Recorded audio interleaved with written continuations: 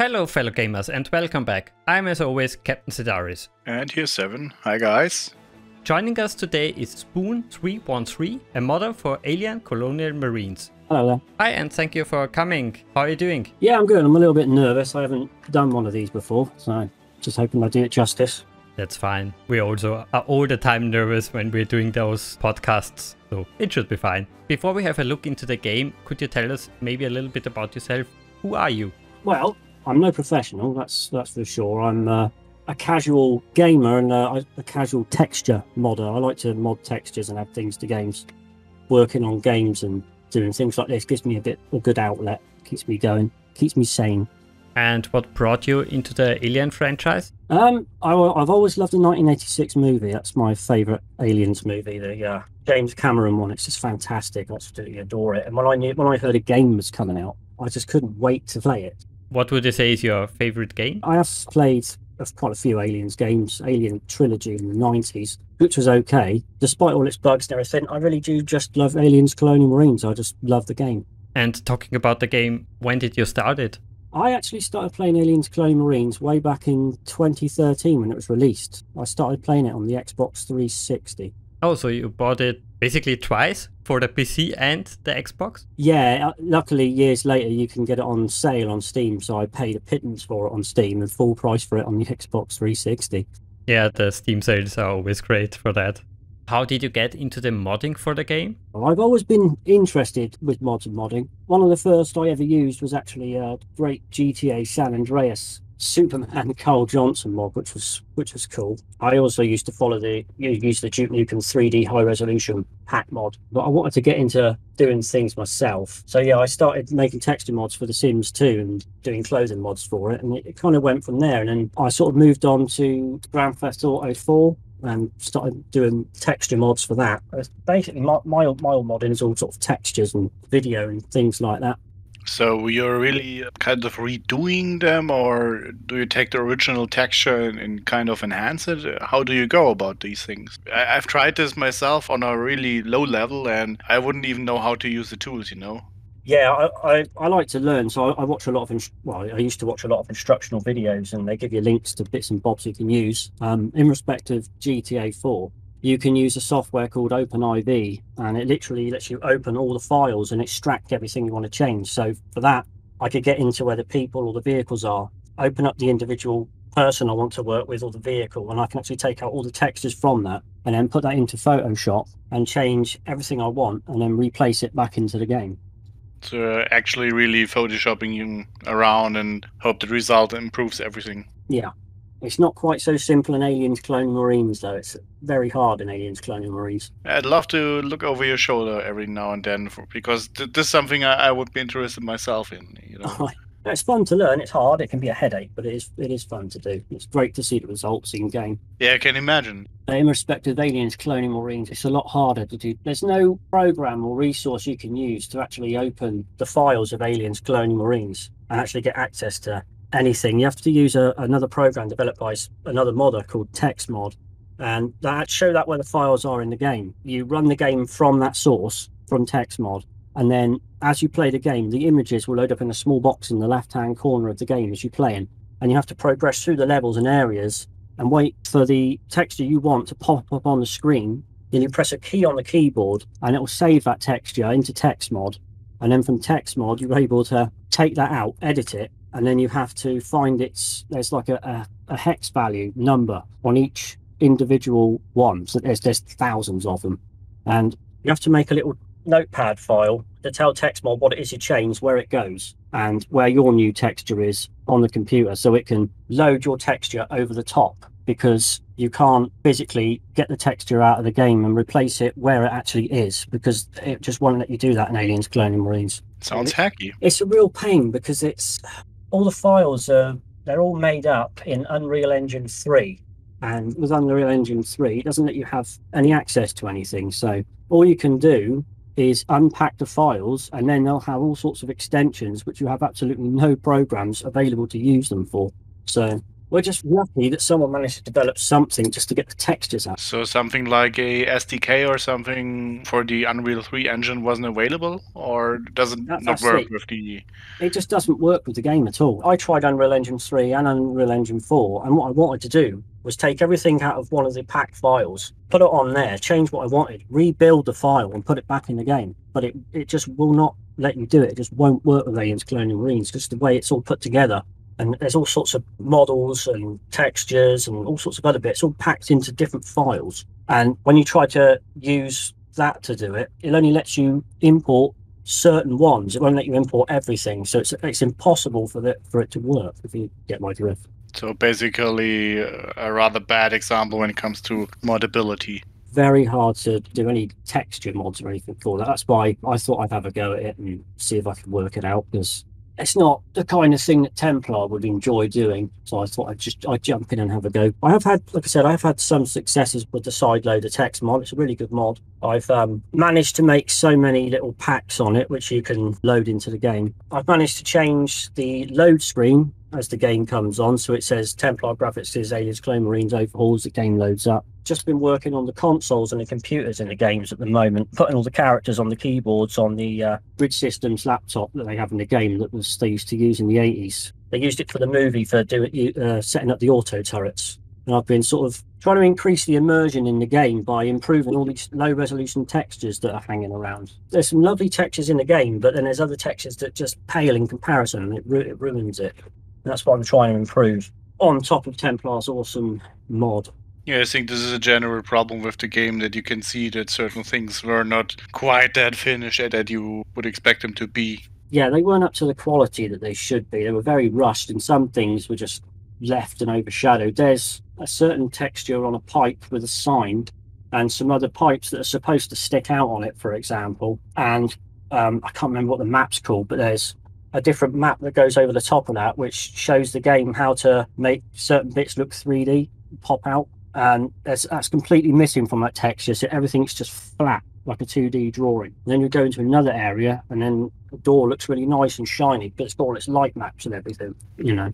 And they just rushed it. I really think that they must have just got, I don't know, fed up with it and just wanted to get it done, I think, which is a shame, an absolute shame. But it is something I'm gonna keep working with in my, you know, when I get a chance to, around being a dad and whatnot. Yeah, family and life gets in the way for such amazing projects. It does.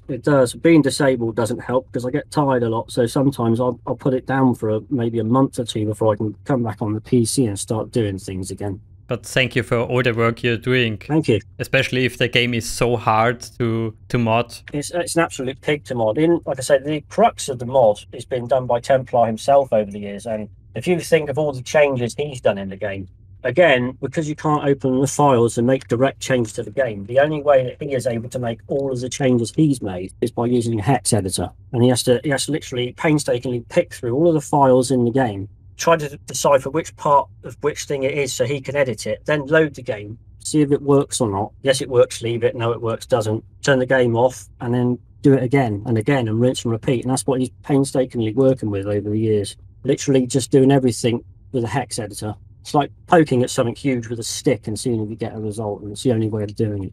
Yeah. Sounds really painful.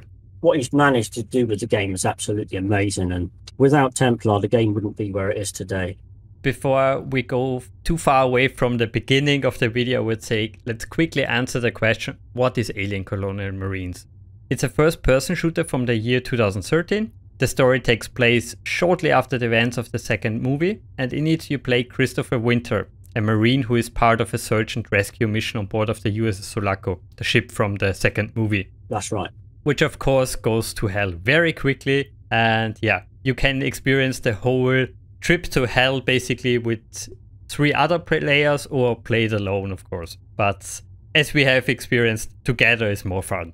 Absolutely. As you can expect from a title from 2013, it works fine on Windows 10, but to get the full experience, as you mentioned, I also really recommend that you get the Aliens Colonial Marines Overhaul Mod. That way the game not only looks better, but it also fixes some of the problems like the stupid behavior of the AI, the gunplay, and yeah, of course the the faked trailer in everybody's mind will go away. A good place to get in touch with the community is either the Alien Colonial Marines Discord for the main game or the separate Discord for the Overhaul project. Maybe Spoons, you can tell us a little bit about the community Discord. What are you doing there? It's a great little community. We've had a few bad eggs, as you do everywhere. There's always people who've got to ruin it for you. But other than that, we've had a very positive and varied community. Mod gets a lot of praise from players on there. There's always the contention of people who just, you can't please no matter how hard you try, so we don't cater for those. We help on there with install issues, people having problems installing things, getting it set up. I've actually made a whole install video for that. We have a bug reporting channel on there for people that like to help us out by reporting bugs in the game. A lot of the time we get bugs that are repeat bugs that we already know about, some that we're trying to, well, Templar's trying to fix, others that just don't seem to be able to fix, which is annoying.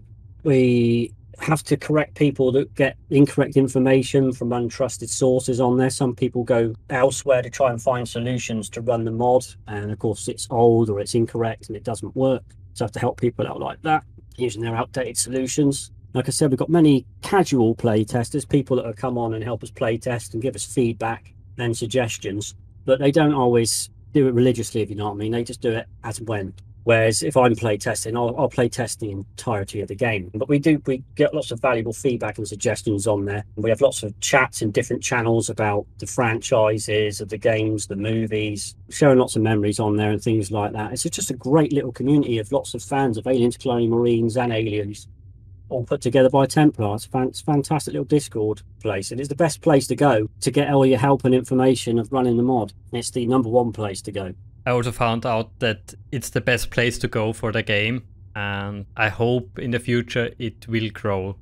And me too, yeah. It is growing all the time, but it comes in ebbs and flows. Templar starts working on something, then something else comes up and he has to put it down for a bit, and then things go quiet in Discord, and then something cooler come up, something gets done, and then loads more people start joining. And I try to get as many people as I can through YouTube videos and Twitch streaming myself, mainly through my play testing and things like that. When I was doing my play testing, I actually Twitch streamed and recorded every single one so people could follow me through on there. And sometimes I share my stuff. Other people share their videos too on our Discord channel. Yeah, I think the game really deserves more spotlight in the community of gamers, basically.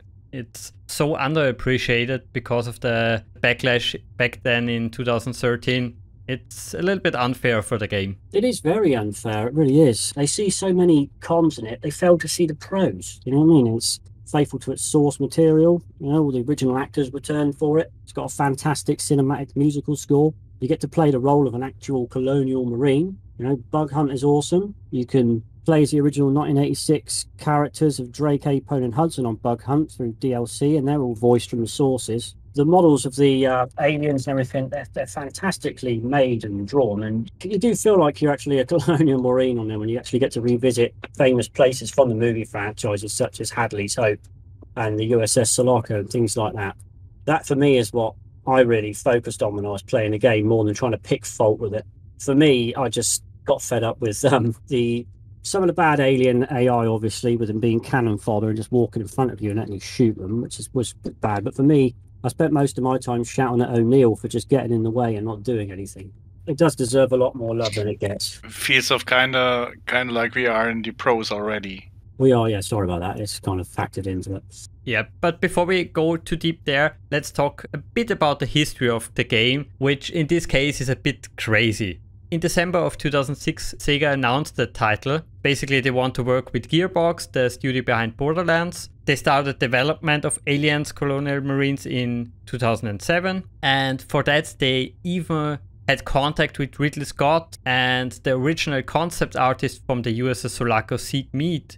That way they could use the original story ideas they have abandoned over time and make a new cool game which fits into the Alien universe. For the video and audio style, they even had access to the whole archive of Fox. So they could have made a good, amazing game, which is better what we got. But sadly, after the release of Brothers in Arms in 2008, Gearbox had to lay off some personnel, focused all their efforts on Borderlands, which we all know had a big success, and Gearbox made the next stupid move and decided to fast track Borderlands 2 immediately, which led them to outsource most of the development of Alien's Colonial Marines. Another problem was that Sega wanted Call of Duty in space and Gearbox wanted more a unique game in the Alien franchise, which also resulted in the problem of multiple rewrites of the stories, and the outsourced studios didn't have an idea where to start with a level to design, because they always got a rewrite of the story. A few years later, after the release of Duke Nukem Forever and Borderlands 2, Gearbox finally decided, let's check out what they are doing, and decided, we are not happy with the other studios' work. We redo a lot of that, which we all know resulted in chaos. As mentioned before, they finally managed to release the game in 2013, and shortly after that, they felt a big community backlash. Some players even filed in a lawsuit claiming that Gearbox and Sega had falsely advertised the game by showing trailers at E3 that didn't resemble the final product. Basically what happened is that at E3 2011, Sega showed a fake trailer and included some amazing graphics and AI work, and all of that didn't make it into the final game. The fallout from that was, of course, a big fight between Sega and Gearbox. So, in short, a really messy development. Yeah, it was very messy development, and I think that I do agree that it's criminal that they show you the demo of the game and this is how the game's going to be, and make all these promises and you get really excited for it, for them to completely change it. It's absolutely criminal. For someone who has not seen it, I mean, it sounds like they were showing a certain part of the map and was all shiny and polished and stuff. But what did it mean actually? Were just low resolution textures or too few effects? Or what would I have to imagine when someone says, well, they showed something different than they actually provided? Basically, they showed the introduction of the game, where you go over the umbilical cord to the Sulaco. And there you had a nice foggy room with a light on the ceiling swinging from one side to another, and it really looked cool. And in the real game, they cut out the light, they just had a strange klaxon in the background, and all that foggy lighting was gone basically. Now I have an idea, but it really sounds crazy actually.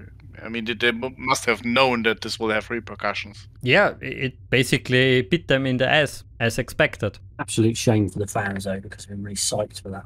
But luckily, the history of the game didn't end. A few years after the release in 2017, a certain modder discovered a type error in the game, which corrected the bad AI behavior. Maybe you can comment on that.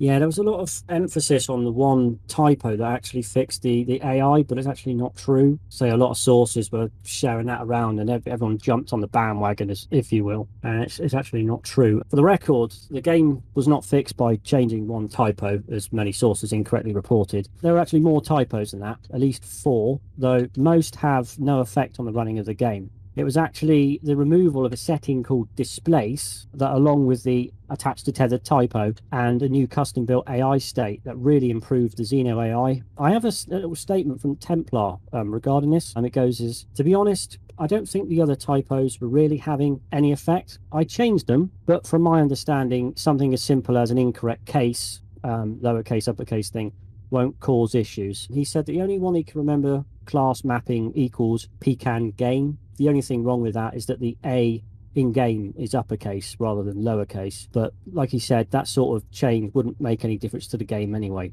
The tether typo and actually removing the use of displace, which is move in a direction off pathing to spread out the Xenos, which has some type of internal bugging it, which are actually the two main fixes.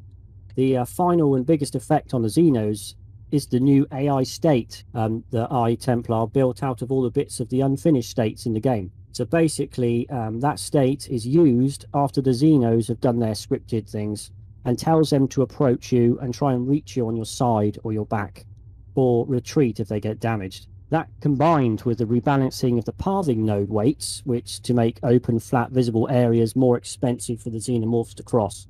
But they'll try to avoid more getting straight in front of your path or anywhere you can see them. They'll try to use the ducts above you or holes in the wall and things like that because it's less costly for them to use it. That's what that does. The original states are still in there other than his modded one. And it will use them if his modded state is not applicable for whatever reason. So yeah, the tether tempo, but it's actually attached to tether tempo, turning off the use of a broken thing called Displace, which is bugged, and building a completely new AI state built out of all the unfinished states and modes that they left scattered across the code of the game. That's actually fixed the AI or improved the AI to the state they're in now. It's kind of funny that every gaming website has this wrong. They do, yeah. It's like Chinese whispers. You know what I mean? They just listen to the first part and they keep passing it on, and then they just keep making things up as they go. And it was easier just to report one thing. They knew that people would jump on it, and it just got them the views that they wanted. That's all it was about, really. And another reason to poop on Aliens Colonial Marines. I think it's just a normal routine. If you look at what newspapers do, keep it somehow fancy, but keep it simple enough so everybody understands it. And I guess it's just the very same thing here. You have a new punchline here, and people are clicking on it and are interested. And actually, it's not 100% accurate, maybe even wrong, but who cares as long as people are clicking your article. And yeah, there's that. This is how those things happen. Okay, if there is nothing else for the history segment, I would say let's move back to the pros.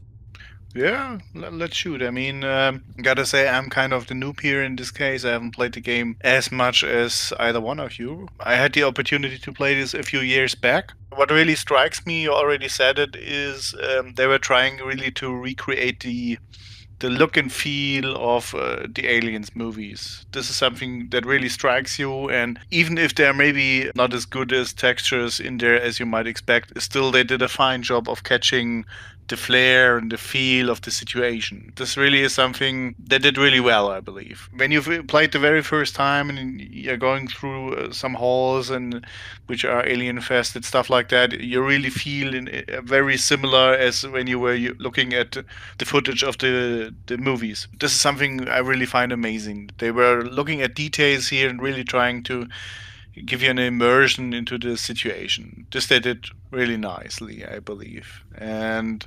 yeah, even on the level of the music, you already said that it has a nice soundtrack, and actually you really feel, well, that is Goldsmith, you know. This is exactly what he would do here, and yeah, this really is nice, I believe.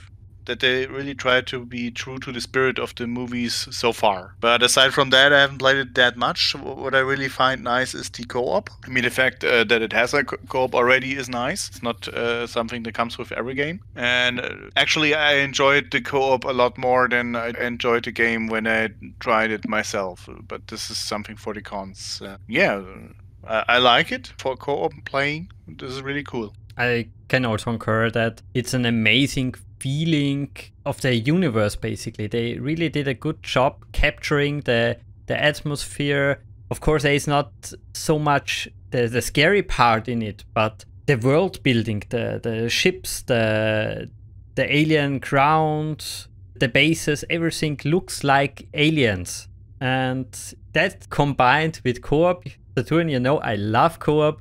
You have 6 hours, 7 hours of a good co-op game. I really don't understand the bad press. Of course, there were mistakes, the development was a mess, but there's still a good experience in this game. You still can have a lot of fun, especially in a group. Absolutely. I must say it really does shine when you play co-op on there with your friends. Essentially, that's what the game was about. Cooperative play and actually feeling like you're a real Colonial Marines with your other Colonial Marines and really diving into that living and breathing world of the 1986 aliens. I think another amazing part of this game is that they had all access to the material from Fox, but also had access to the creators of the movies, which is really rare. There are some examples where game studios have access to those kind of sources, but it's really rare.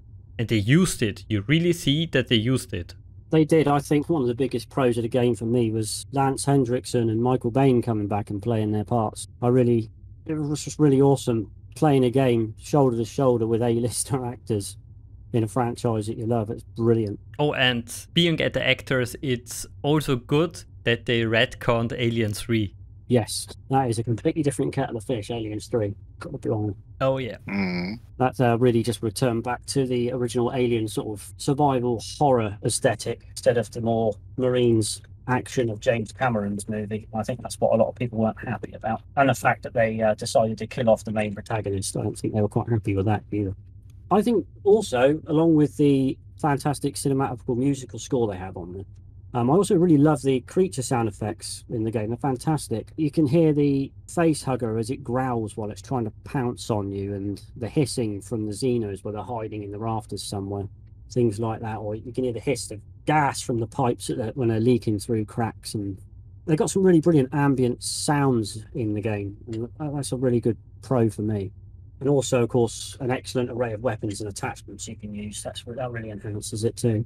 Yeah, the weapon choice in this game is really nice. Also, it reflects, again, very good the movies and the general, how to say it, the general shooter style. But it's not overkill like in many other games. And what Saturn and I did discover today is that they had a lot of different multiplayer modes. Yeah, that's right.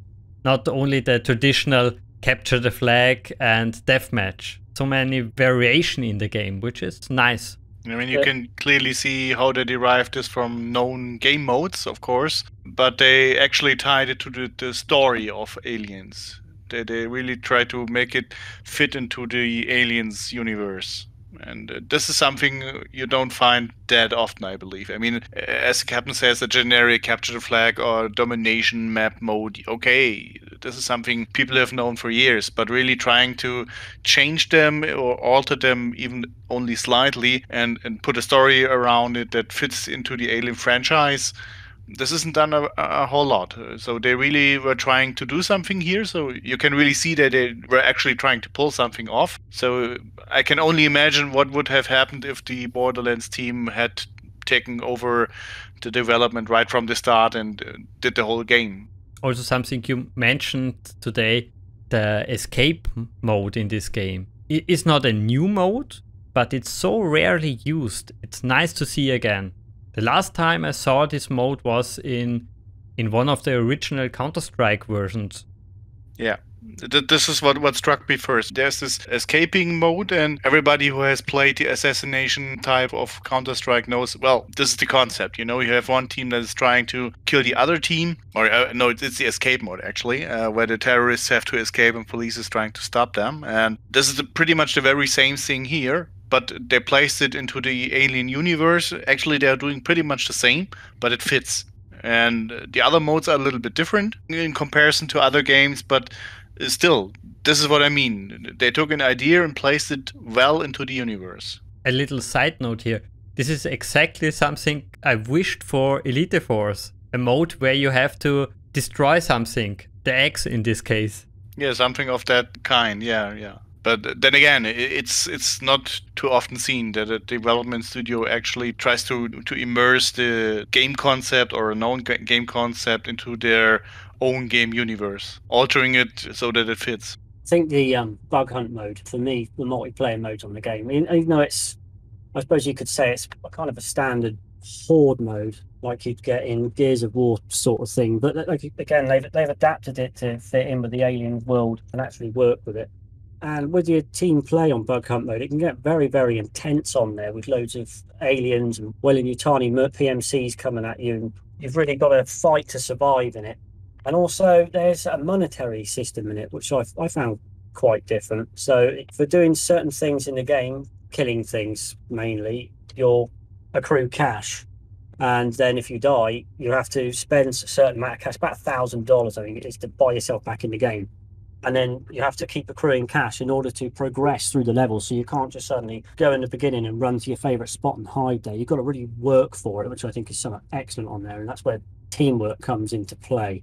I mean, some areas in the game are very, very expensive to get through. For, say, $8,000 to open a certain door near the end of a map. You need to put a lot of work in to get that amount of money and survive long enough not to lose all of your money. I just think Bug Hunt's a really fun mode. You've got loads of maps on there, especially, again, you can go back to Hadley's Hope. I think it's been pretty well rendered for the movie. It's quite faithful to it. It's just nice to be able to go around all those original maps with your Colonial Marine buddies and survive in an alien world. Bug Hunt, for me, is my favourite multiplayer mode.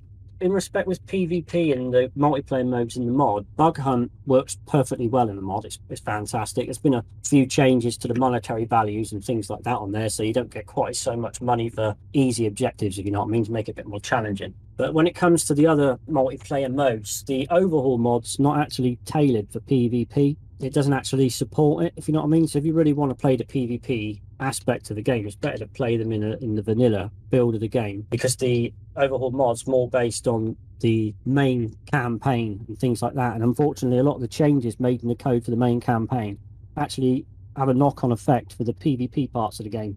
There's one part where you play as a Colonial Marine, your friends play as aliens, and the aliens, because of the mod, once they go out into an outdoor map on rugged terrain, they can't walk at all. That's just affected by all the changes for the campaign. So PvP is not what the mod's about, unfortunately. Maybe in the future, Templar might find a way around it, but for now, it's right at the back of the queue. I have a question on that part. Is it easy to switch between the versions, or do I have to reinstall the whole game? There are ways around it. You can install Aliens Colonial Marines with the mod, and then you can install the vanilla to a completely different directory. But the problem is, there's a file in My Documents. It's an Alien Colonial Marines folder, which is generated when you run the game, and it saves all of your player settings and everything. And so if you were to install the mod and play a bit of it, then uninstall the mod and then install the base game, without deleting that file, it would still load the definitions of the mod, and then it will cause issues in the base game. So you can do it, but you have separate Aliens Colonial Marine pecan game folders for it. It's doable, but it's very awkward. The last thing I would like to mention are the amounts of crazy stuff they have hidden in this game. For example, the head and the cane from the creature of Spaceballs, who is basically a sweet version of the chest burster, or the giant donut rolling down the hill. There are so many Easter eggs in this game. It's really amazing, but it also leads me into the cons. They had so much time to include those hidden features, the amazing multiplayer modes, but didn't have time to fix crucial things like the bugs in the game or the stupid AI, basically. For the cons, I've mentioned the Xeno behavior being bugged and making them cannon fodder, so they literally just run at you in a beeline and let you shoot, which a lot of people they were really angry about that. The biggest con, I think, apart from, of course, the ending of the game with the we have everything thing, people were really angry about that. It was how bad that the other Colonial Marines, O'Neill and all the other ones, where they literally just keep running in front of you all the time, getting in your way, firing their gun and not actually doing any damage to anything, and then getting their butt kicked and laying on the floor while you're trying to do everything yourself. Even though you were playing a game with AI, you always felt like you were on your own. Without playing with your actual friends in co-op, it always felt like a single player game, if you know what I mean. You're like Colonial Marine, not Colonial Marines. They really could have developed the AI for the other Colonial Marines a lot better than they did, because they were just useless bullet sponges. This is really what drove me off the first time I played the game. When you try the game the first time, you think, well, it feels nice, and there are certain small, shocking moments, and then you get into this hangar position where there are your 3 or 4 guys around you, and you feel, just like you described, am I the only one who is shooting guys here? Yeah. What's going on? I mean, all of a sudden you have 5 aliens all over you, and there are 3 or 4 other guys kind of just looking and cheering them up or something. I'm not sure. It's like they're completely invisible to the aliens. They'll just jump over, ignore them, and just run for you as if you're the only person there. I mean, this is actually something that is done a lot, so that the guys focus their attention on you, but not only you. You know, you are the primary target, so to say, but if they are shot at by other guys, then they will attack the others too.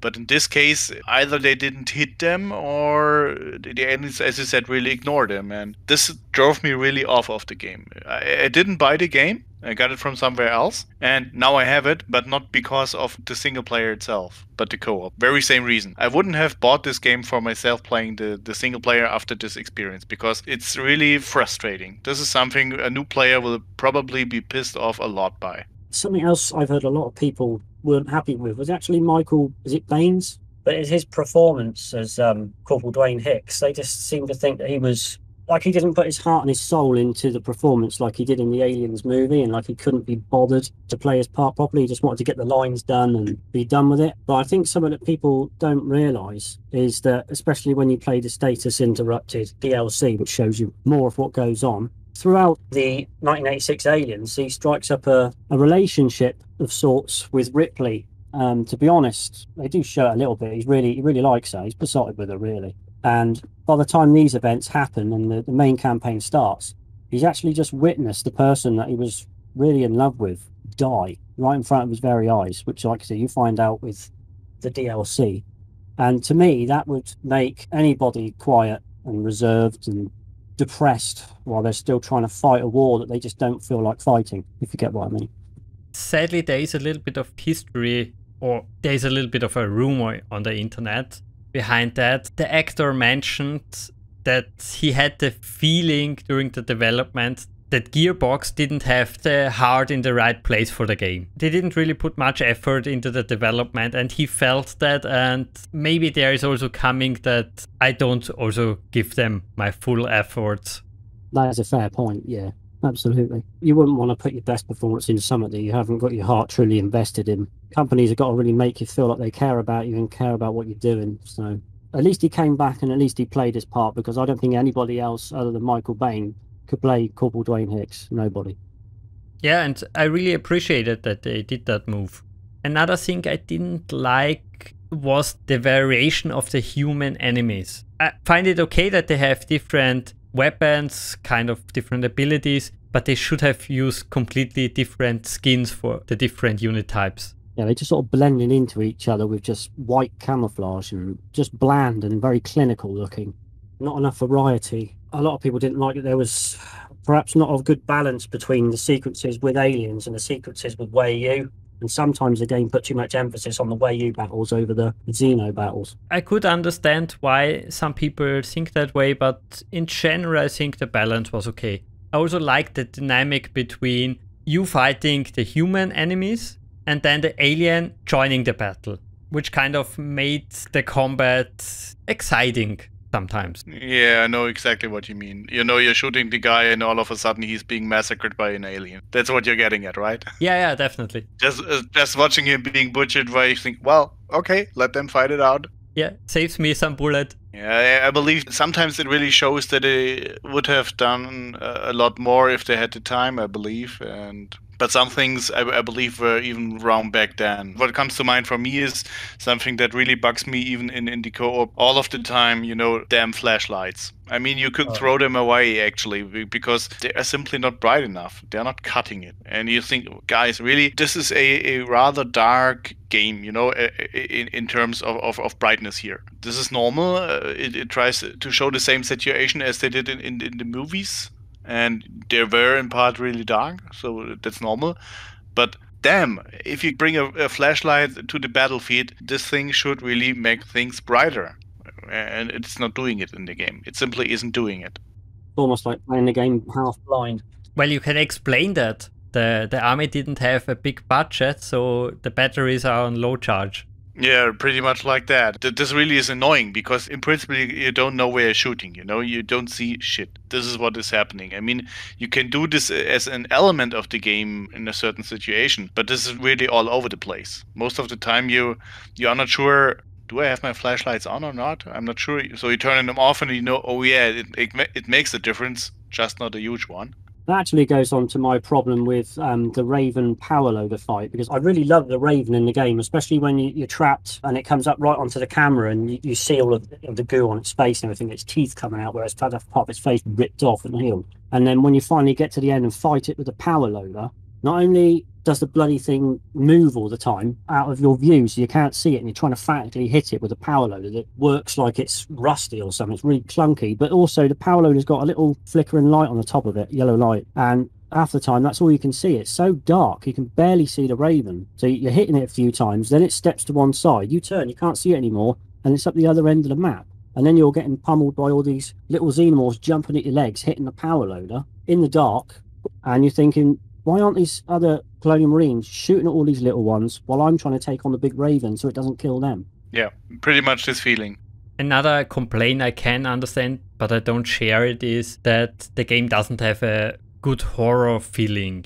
I don't need it, but I can understand if you're coming from the movie, you would expect something like that in a game with aliens, basically. Yeah, it's not as intense. I mean, there are certain situations where it kind of flashes a little bit, you know, but it is not as intense as you were watching the movies. That's true. I think the one part of the game that comes anything close to that would be the boiler section. When you after you run away from the Raven and you're going for all the catacombs under there, for all the ducts and the waste system and everything, and you've got all these husks of boilers that are heavily irradiated and they're barely living, they're sneaking up on you, and you've got to crawl really slowly, and if they hear you, stay still, because they're going to start pulsing green, and if they come at you, they're going to explode in your face. That's really good. And there's a brilliant secret in that area, actually, where you find Newt's doll head in there, which I think was awesome. I would have liked a few more areas like that in the game instead of one, because it sort of broke it up into different sections, and that was a really good survival horror section, but it was the only one, which is a great shame. Yeah, I think this is actually the key element, the sneaky part. Because when you come to think of it, in the original game, they actually were trying to sneak away. Don't attract them, don't give away your position, and you're completely right. This is pretty much the only situation where this really was a big issue. So that's probably what's missing most of the time, that you have a real incentive not to shoot everything, you know? It's more like a small war going on. Something that stops all these people that like speed playing games in their tracks. There's no way you're going to speed run through this bit. You're going to have to take your time whether you like it or not. Otherwise, they're going to kill you. Yeah.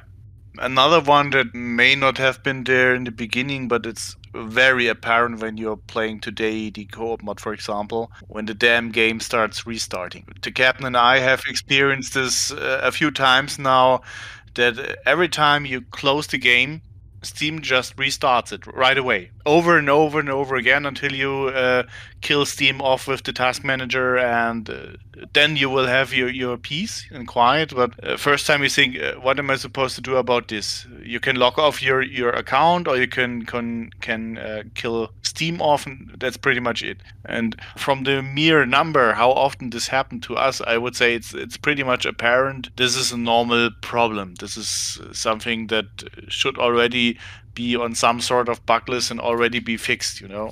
Thank goodness for the Overhaul mod that actually fixes that problem. So what is it actually being caused by? Is it actually Steam messing up, or the game? In respect to the mod, it's to do with the game's exe. There's some files that need to be renamed, and it's something there that causes the game to keep reloading itself all the time. When you do it in the mod, the game's exe is renamed by a batch file.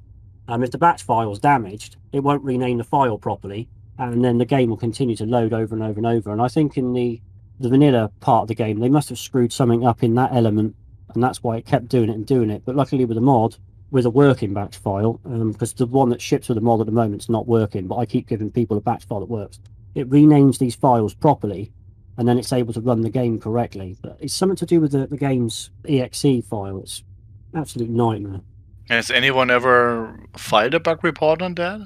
Well, I mean, you could file bug reports to your blue in your face to Gearbox. They're not going to respond to you. Yeah, okay. That's actually something that really bugs me, because what is one of the arguments for Steam nowadays? You can get patches really easy, really fast. Yeah, you can. Doesn't necessarily mean you will. Yeah, especially if you have a game like this where there is a big fight between developer and publisher. Yeah, I can imagine from the view of Gearbox, of course they're not too happy to invest a whole lot here, but this is really the kind of bug that is so pronounced and, from what I see, so widespread. If I were the development guy here, I would say, well, this reflects on how people view the quality of my work. I wouldn't have that on my watch. Well, they can turn it into a feature. It always happens as long as you don't complete the campaign. If you have completed the game, it won't restart. But make sure you get a few friends to help you out, because you probably won't reach the end. Another thing I really don't like about the game is at certain parts it's too scripted. What really comes to mind is the end battle with the Queen. It's so heavily scripted, it doesn't make any fun. Yeah, it's not really a boss battle at all. It's just like a point and click game. Go here, press this button, boom, she's gone out the door. That's it. And then video to finish. And what we wanted to do was blast her to bits, and that's something that really cheesed me off. It was just terrible, absolutely terrible. There's so much they could have done with that. And of course, making all of the other Marines run off somewhere else while you're stuck there by yourself. That was a great idea. You can't do any damage to her either. You can't damage her one bit. I've actually sat there and shot her with loads of ammo, not missiles, don't use a missile launcher, but yeah. It would be cool if there are two options to kick her out of the ship or kill her by shooting. That would be amazing. That would. I think that's something they can improve on, though. You need to have more creative control over your game and play it in the way you want to play it.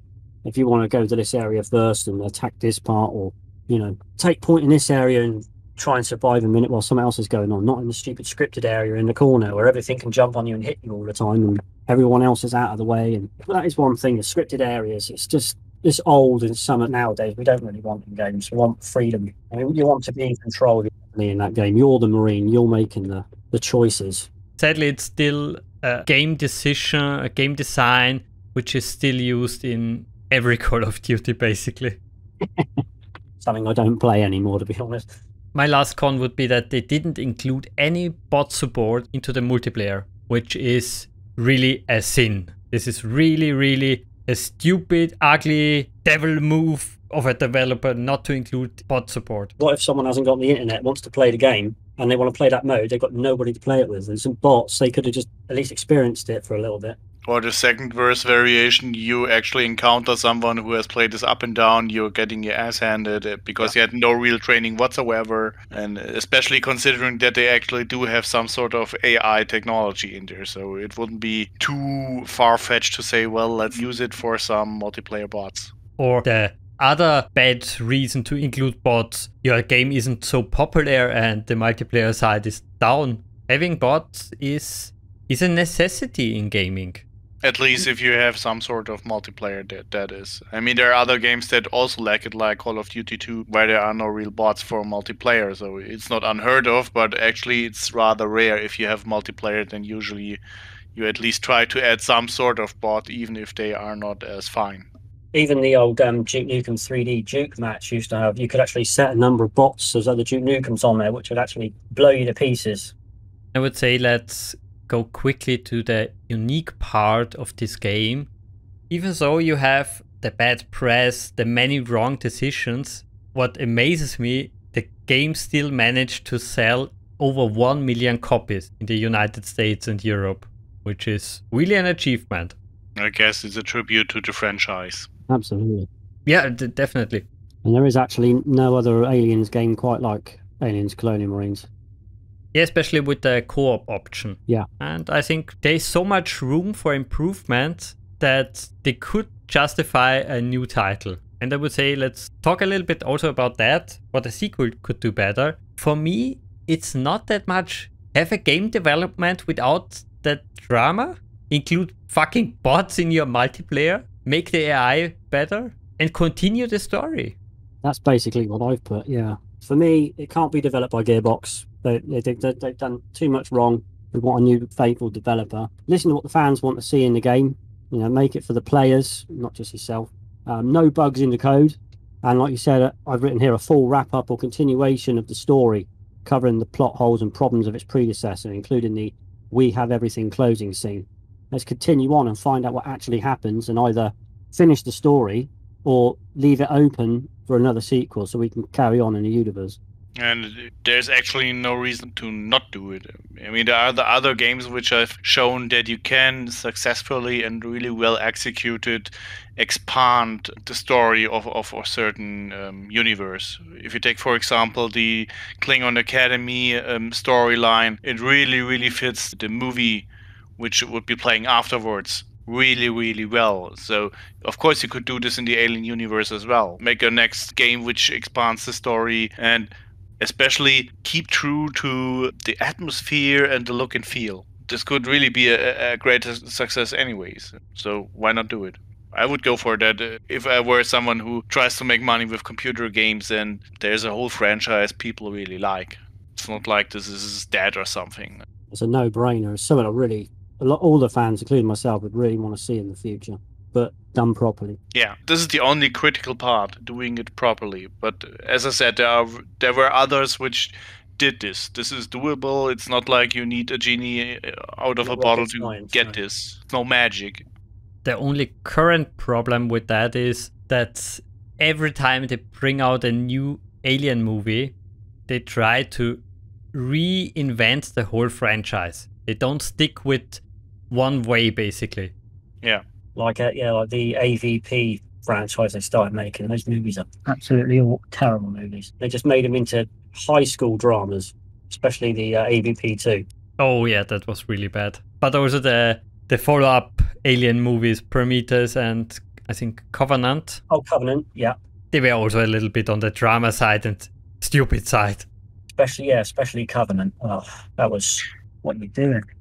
They were okay, you know? It's like this, they try to do it, but they fail to get the same kind of quality going. I mean, if you would think away the preceding movies, those films would be okay, you know? But they can't compete with what has already been done. That's the problem. You always judge them by what came before, and in this case, well, it's big shoes to fill. It is. The bar's set, and they can't quite get to its height. Yeah. Well, that's the problem in current Hollywood in general, I would say. They don't want to make a good tribute to the franchise. They just want to make money. They don't have the goal to make the fans happy.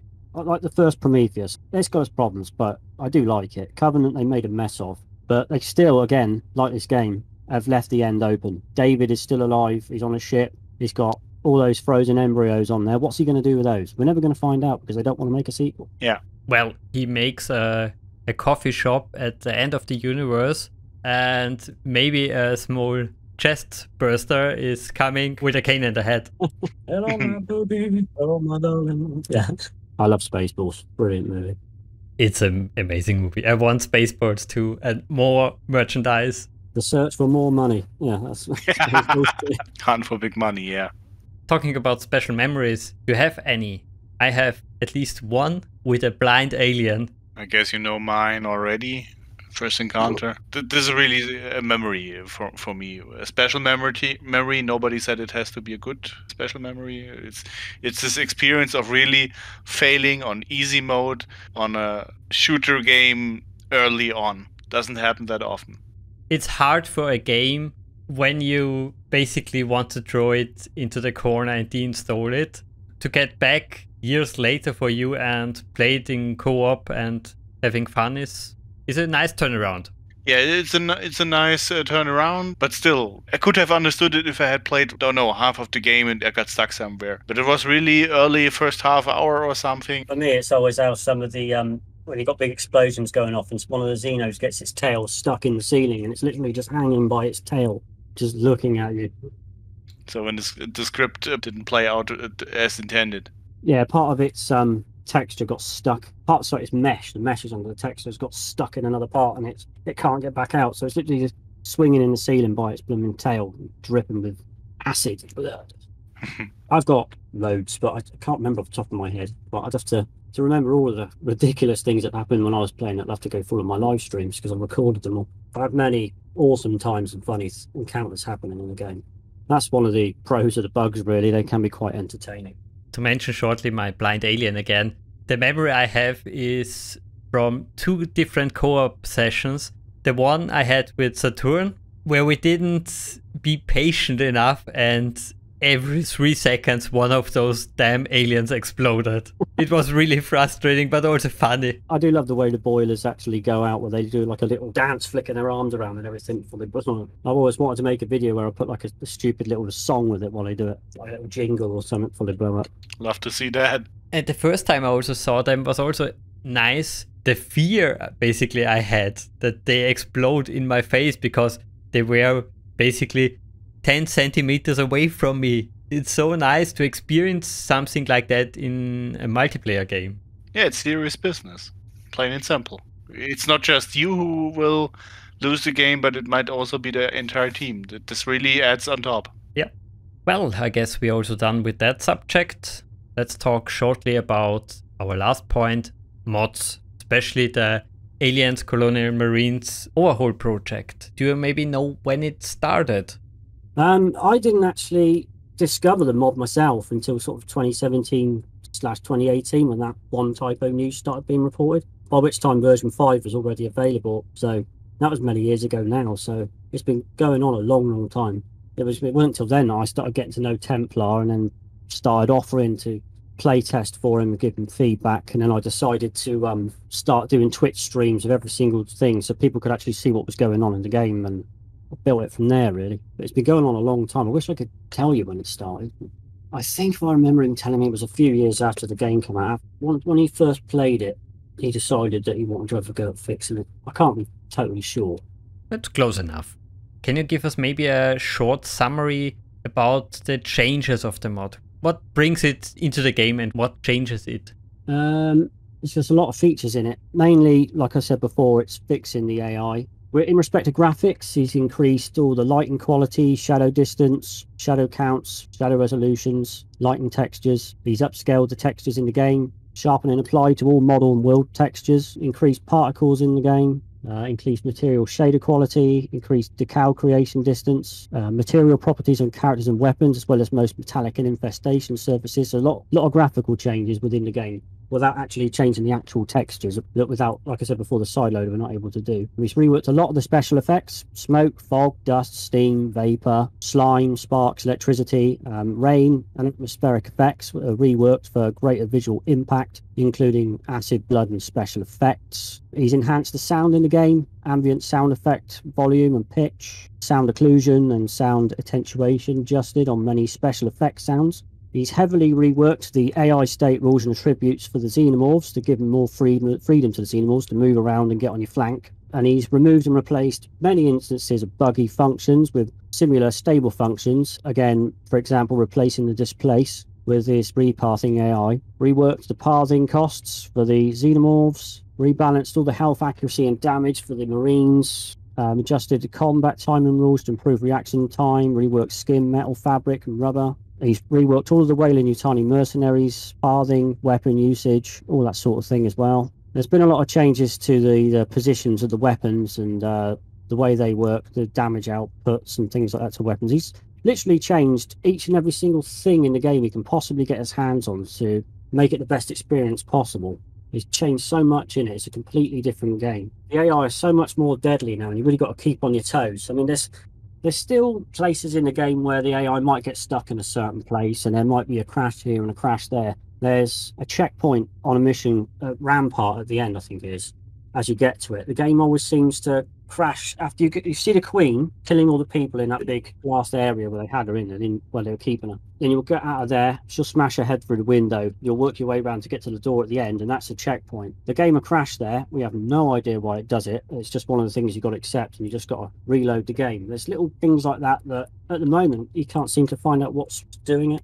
Does the AI improvement also go for your fellow Marines? Yeah, he has actually been messing around with the Marines. They're not perfect, but they actually do help you out now. They do actually damage the aliens. They do actually kill some of them and help you out. But obviously, not to the level that the player will. The player's always going to be much faster and much more agile than the AI Marine, but they are far improved from the idiots that they used to be, for sure. Gotta retry that. Yeah, I also plan to do that.